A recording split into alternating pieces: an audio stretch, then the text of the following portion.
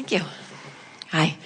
I would like to let go of resentment, and I could think of 5 instances of people that I haven't let go of, and not for their sake, for my sake, because I love loving.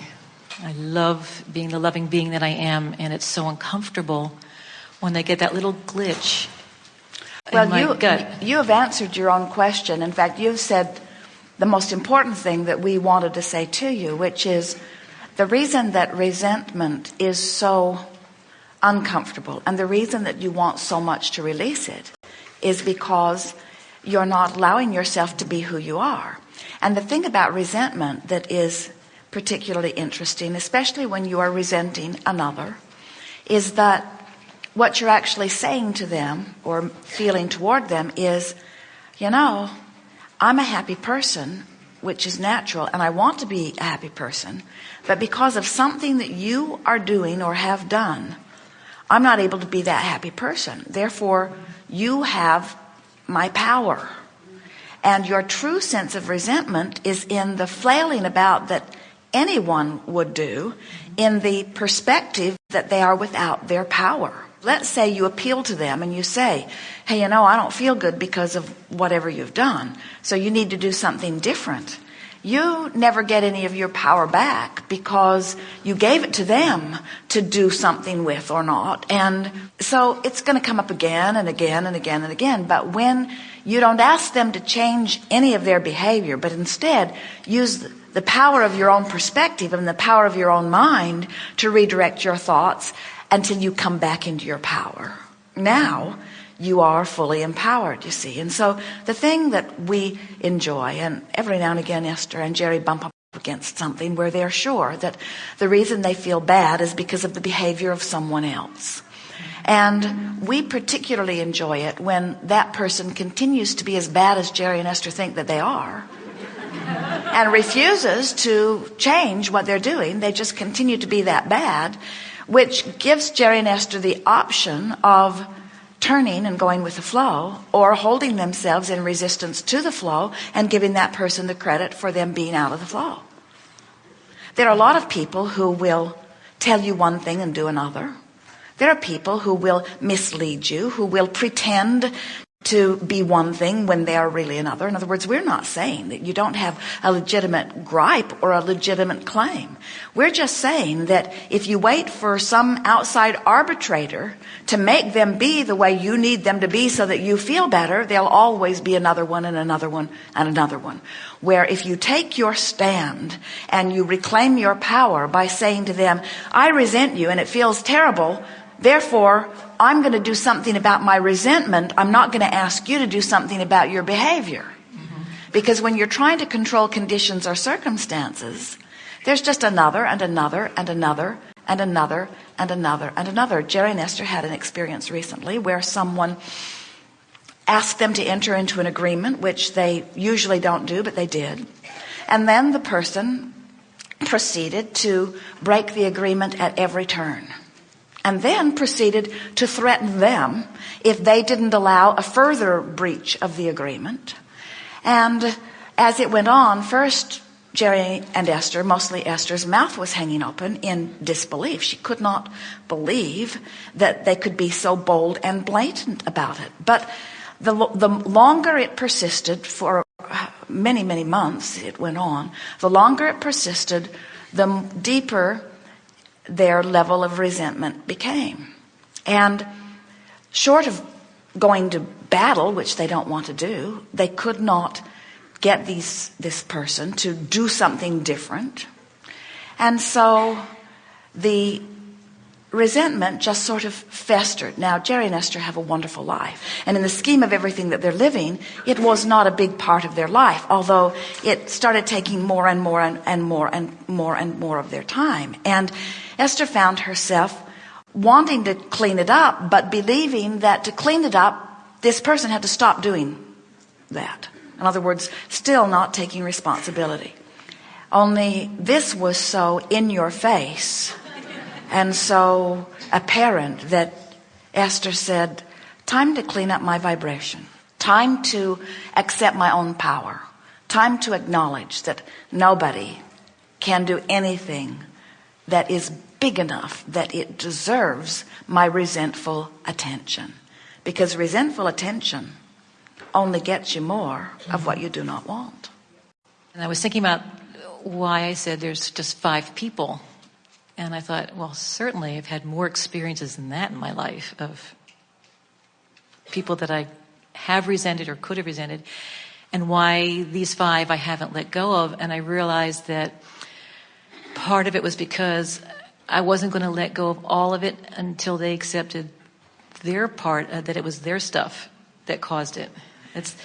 Well, good luck on that. Yeah, I know. That's a waste of time. Because you don't have any power in that. Right. And we want to give you something else. The reason that these 5 have hung on is because they are the escalating culmination of resentment in your life. In other words, that's as big as your resentment has become so far. In other words, everything gets bigger. So if you got a little resentment going on and you don't notice it, don't worry, it will get bigger. And if you've got a little resentment going on and you don't notice it, or better still, you don't let go of it. And you see, this is the thing that's tricky, because as you're standing there in this stream and you are feeling resentment, and by darn, you're right about what you're feeling resentment about. In other words, you got the contract right here in your hand. You've got the proposal. You've got the agreement. You've got the way it all started. You're right. You are so right. You are absolutely right in your resentment. And any court in the world would back you up as you turn the wrong way in the stream. And they'll continue to back you up as wrongdoer after wrongdoer comes and does you wrong. The courts will say, they're wrong, they're wrong, they're wrong, they're wrong. Your life is crappy because they're wrong.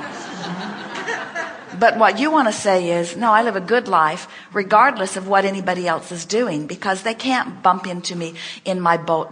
The only reason they can bump into me in my boat is because I'm hanging around somewhere near their water. If I'm really flying free, nobody's going to bump into me in my boat, as in your analogy. Okay. I'm just going to move free. And if somebody's going to be bumping up alongside of me, they're going to be feeling as good and flying as high as I am. And then we bump together, it's fun. Yeah. Wonderful. Thank you so much. It is. Yes, indeed. And there is great love here for you. That is clear.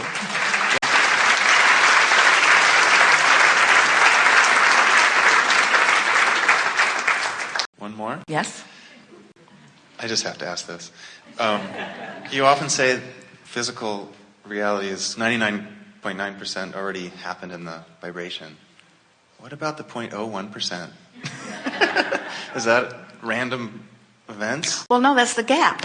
That's the gap. That's the gap. In other words, that's the gap between where your vibration is and where all your stuff is. Mm-hmm. People say, Abraham, something's screwy with this. You say, ask and it is given. And if that's true, where is my stuff? And we say, it's there with your name on it. It's waiting for you. It's calling you. In other words, it's growing, it's expanding, it's becoming even more. But as you take a step forward, so does it. In other words, the way you close the gap is by releasing the resistance and going with the flow. And then that little gap. That's that gap. The difference. And so how long will it take me to receive the fulfillment of what I'm asking for? And we say, it takes only the time to turn in the stream. Mm-hmm. That's all you have to focus on. And often, this is good, isn't it? Because often people say, but what I want seems way over here and I'm way over here. So won't it take me the rest of my life to get over there? And we say, no.